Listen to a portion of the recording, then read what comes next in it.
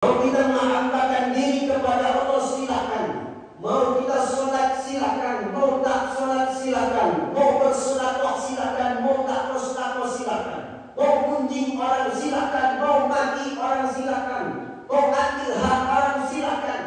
Tetapi ingat, innaka mayyitun, suatu saat nanti engkau akan menjadi seorang mayyit. Maka puncak kehambaan diri seorang hamba kepada Allah yaitu diukur dari sholatnya. Makanya kita sudah tahu as-sholatu imaduddin. Sholat itu adalah tiang agama. Man aqamaha faqad aqamaddin. Barang siapa yang mendirikan sholat maka dia telah mendirikan agamanya. Man hadamaha faqad hadamaddin. Barang siapa yang meninggalkan sholat maka dia akan meninggalkan, meruntuhkan agamanya.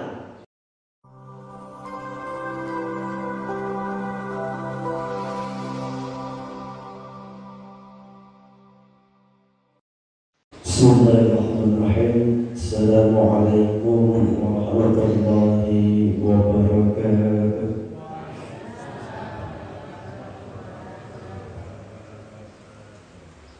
Alhamdulillahilladzi ja'ala al-qalami lil-kitab wal-kitabatu lil-qira'ah wal-qira'atu lil-maghrifah wal-maghrifatu lil-ibadah wal-ibadatu lillahi ta'ala.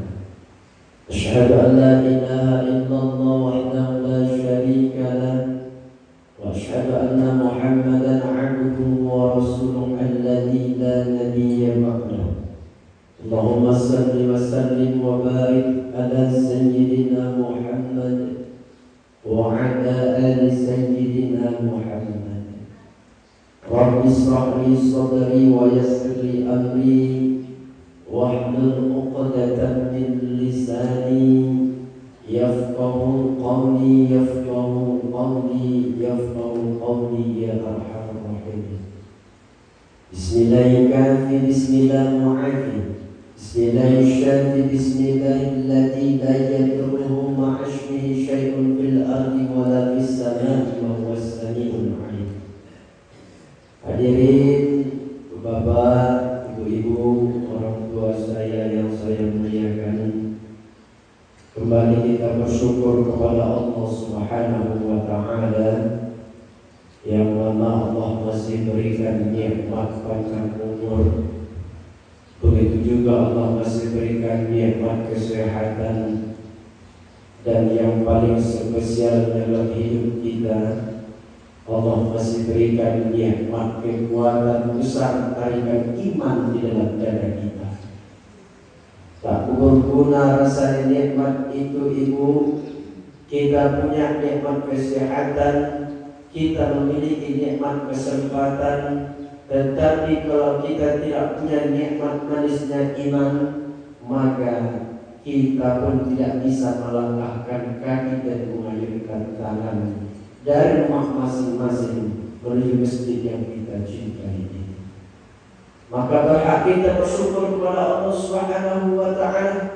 Apa kata Allah dalam Al-Qur'annya? Bismillahirrahmanirrahim. La in syakartum la azidannakum wa la in kafartum inna 'adzabi lasyadid, kata Allah. Barang siapa yang bersyukur atas nikmat kata Allah, niscaya aku akan tambah. Dan barang siapa yang kufur akan nikmat kata Allah, maka terimalah azabku yang sangat pedih. Jadi ibu bapak orang tua saya muliakan, selagi Allah berikan kepada kita nikmat, mau dia berupa nikmat yang kecil atau nikmat yang besar, kita syukuri kepada Allah. Mudah-mudahan dengan kita bersyukur kepada Allah, Allah tambah nikmat itu. Amin ya rabbal alamin. Rasulullah kita kepada Muhammad sallallahu alaihi wasallam dengan ucapan Allahumma salli ala sayyidina Muhammad wa ala ali sayyidina Muhammad. Mudah-mudahan suatu saat nanti tak ada lagi syafaat yang bisa mensyafaatkan kita melainkan syafaat baginda Rasulullah sallallahu alaihi wasallam. Syukran selawat Allahumma salli ala sayyidina Muhammad wa ala ali sayyidina Muhammad. Yang saya muliakan Gurunda Bapak Haji Adam Sepakat MA, begitu juga kepada Ustaz Ramtani Rokan PPDI. Yang saya muliakan juga kepada Pak Putra telah hadir bersama kita. Kemudian juga yang saya muliakan hadirin hadirat orang tua kami yang kami muliakan. Sebenarnya ibu bapak, tak enak saya berbicara kepada orang tua saya semua sini. Karena yang anak muda mulai sekarang siang kawan yang anak muda. Sini saya ingin menyampaikan, mengingatkan kepada kita.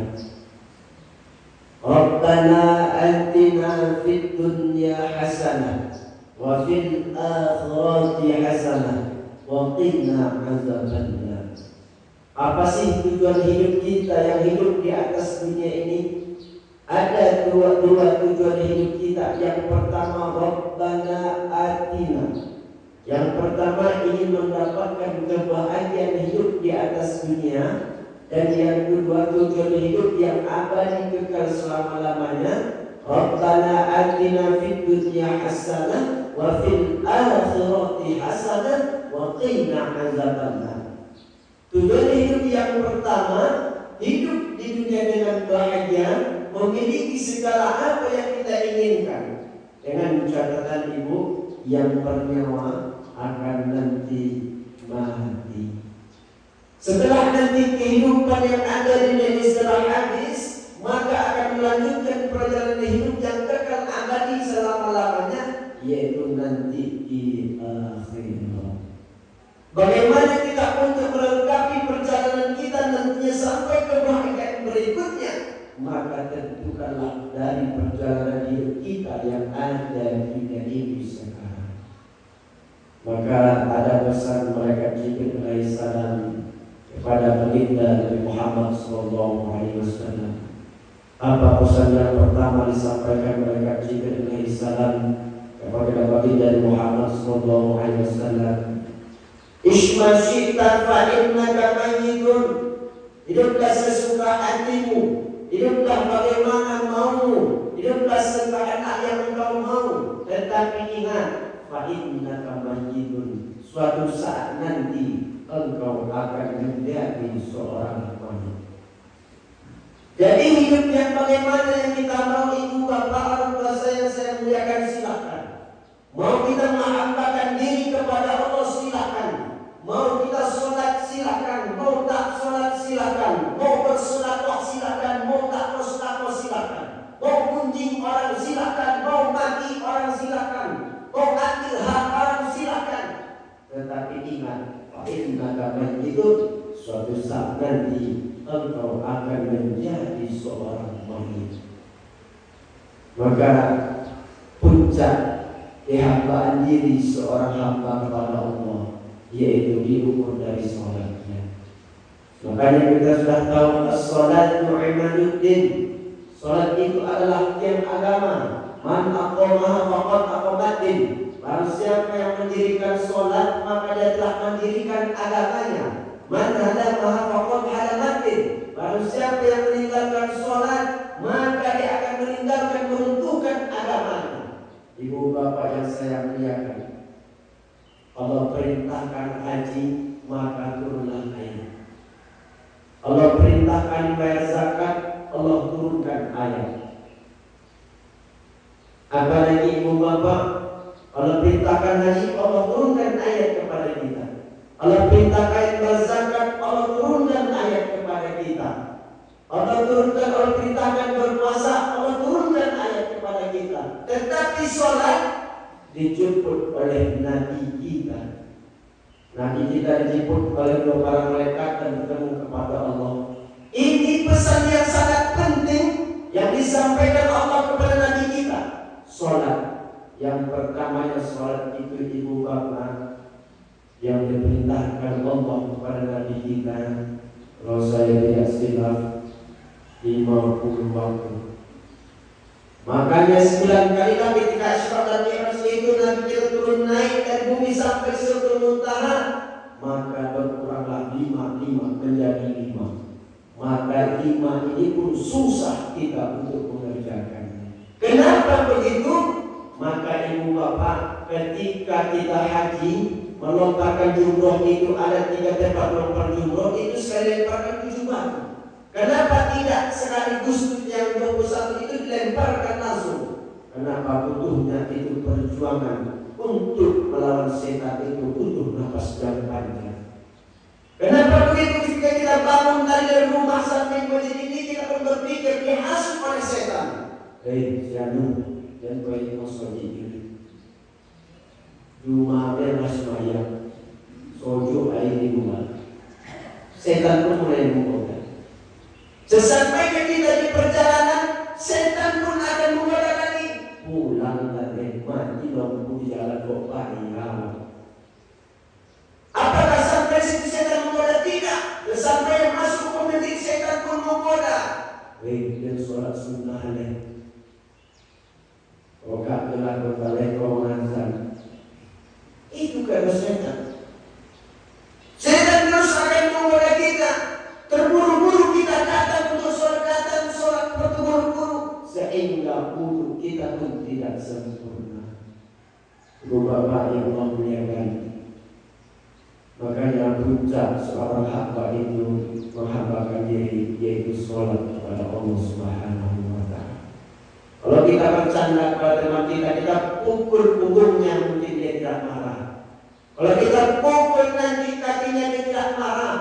Kalau kita dorong dadanya, mungkin dia hanya senyum saja. Tetapi kalau kita pukul kepalanya, mungkin dia akan marah kepada kita.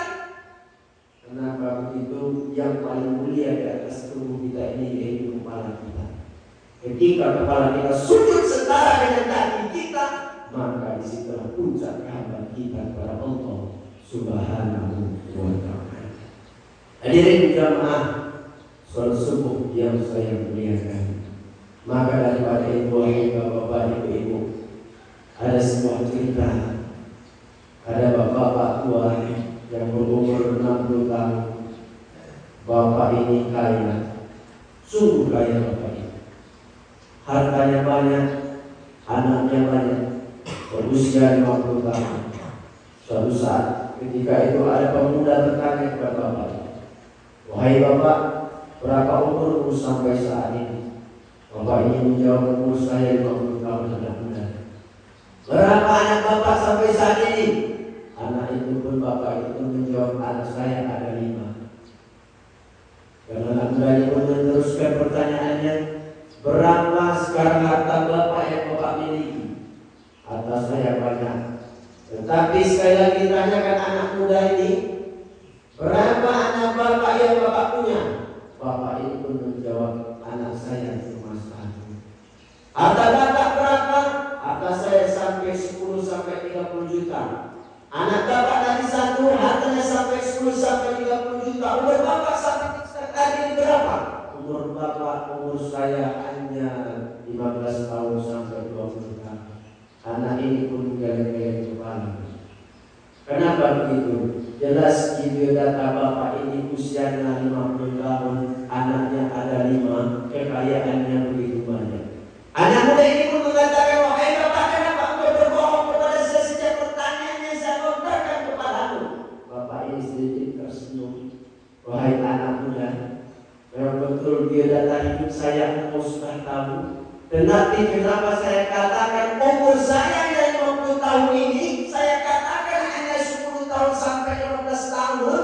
Di antara 50 tahun umur saya yang saya jalani, hanya segitulah yang masih saya hambakan diri kepada Allah Subhanahu wa Ta'ala. Hanya 15 tahun inilah sholat saya benar. Hanya 15 tahun inilah puasa saya benar. Hanya 19 tahun inilah zakat yang saya bayarkan. Hanya 15 tahun inilah pribadi kemanusiaan saya saya jalankan. Selebihnya nanti umur saya akan saya pertanggungjawabkan di hadapan Allah Subhanahu wa Ta'ala. Mengenai anak, memang betul anak saya ada 5. Tetapi kenapa saya katakan cuma 1? Di antara anak saya yang 5 ini, cuma 1lah yang bisa nanti menyelamatkan saya. Yang menyelamatkan saya ketika nanti jasad saya sudah terbujur di alam yang ramai.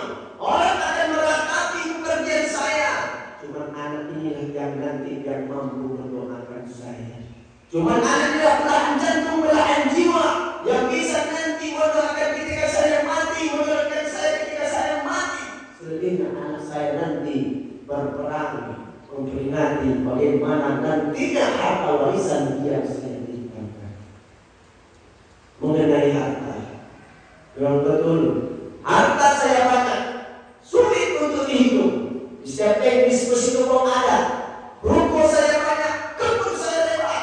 Tetapi suatu saat nanti harta inilah. Kenapa katakan saya tadi harta saya 50 juta sampai 60 juta?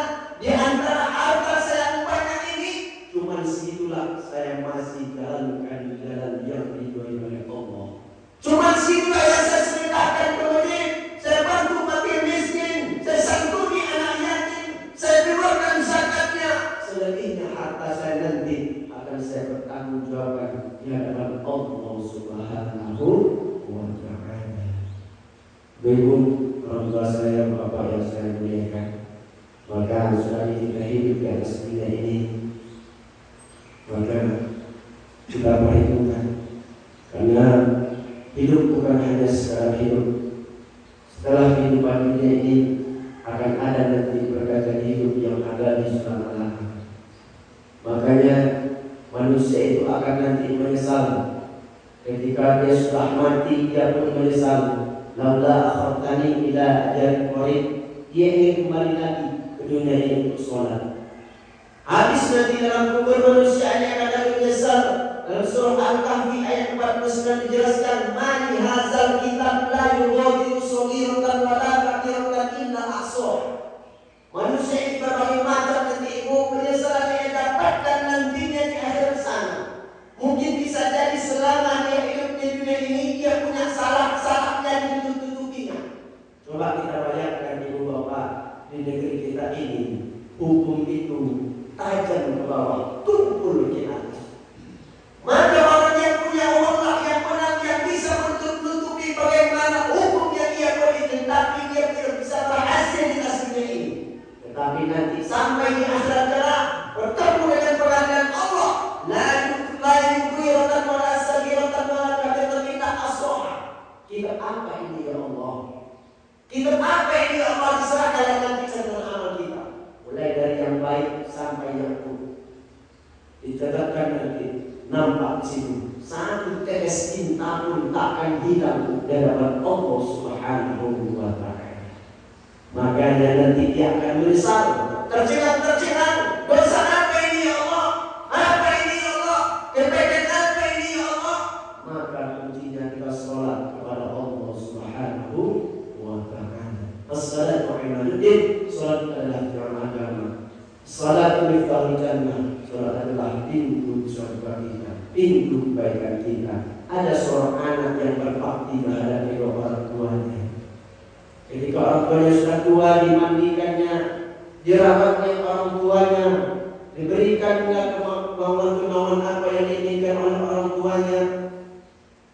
Apa ingin orang tuanya diberikannya, dirawatnya, diberikan makan, tetapi dia tidak sholat, maka amalnya pun akan sia-sia. Betul, dia punya sempurna amal, tetapi nanti sampai dengan Allah perlihatkan ini amalnya semua. Ini amalmu, tetapi mana passwordnya, mana kuncinya? Kalau kita tidak sholat ibu, maka amal dia pun nanti akan sia-sia.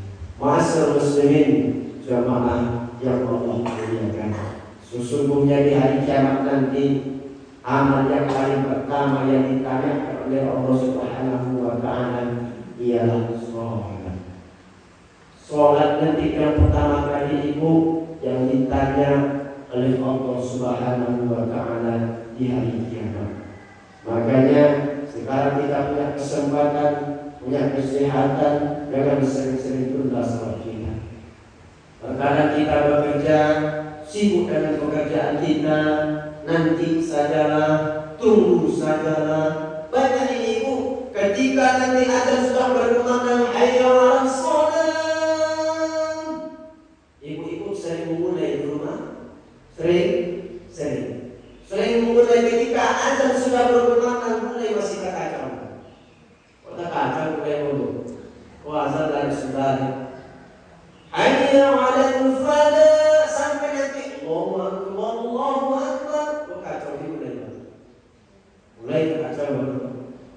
ditinggal lekok santan yang boku, ndak ditinggal lekok anui, kan gitu. Jadi ibu teruskan ini mulai. Apa kata ibu?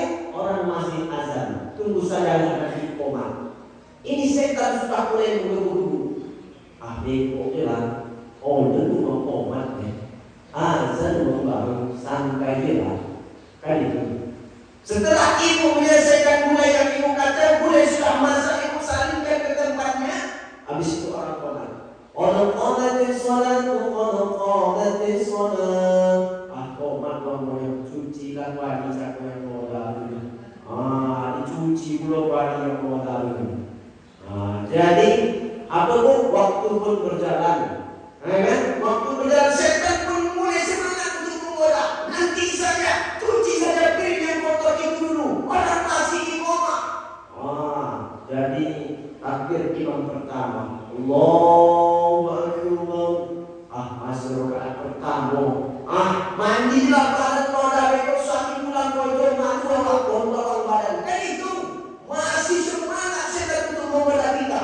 Begitulah setan menggoda kita untuk meninggalkan sholat. Makanya kuncinya kalau orang azan maka tinggalkan pekerjaan kita. Begitu dengan bapak-bapak asik di kebun sana membapak, ya kan? Asik di kebun karet mengguris, asik di pasar berdagang. Ketika sholat apa kata setan itu? Tunggulah setir yang lain dibabat. Tunggulah sepokok lain. Ada yang pokoknya nanggung kayaknya sampai ke kopi. Itu setan itu yang menggoda kita. Di pasar pun begitu. Datang nanti azan, orang datang membeli. Dia tanggung dan sokong. Ekonomi boleh. Itu setan menggoda kita. Makanya ibu, puncak kehambaan manusia itu ialah sholat kepada Allah Subhanahu wa Ta'ala. Hadirin jamaah yang saya muliakan, nampaknya Allah ibu matahari boleh nasi goreng berulah nampak di belakang ibu goreng tadi. Daripada itu kesimpulan ceramah kita pada subuh Sabtu ini yang pertama ialah sholatlah kita kepada Allah, karena sholat itu kunci kebaikan kita. Amal-amal kita nanti akan diterima, akan berguna, yaitu dengan cara kita melaksanakan sholat kepada Allah Subhanahu wa Ta'ala. Yang kedua itu kesimpulannya, sholat itu puncak kehambaan kita kepada Allah Subhanahu wa Ta'ala. Kalau kita merasa diri kita dihamba, maka laksanakanlah sholat. Sekian dulu yang saya dapat sampaikan. Kalau ada kata-kata salah dan khilaf, saya minta ampun kepada Allah dan minta maaf kepada kita semua. Wabillahi taufiq wal hidayah. Assalamualaikum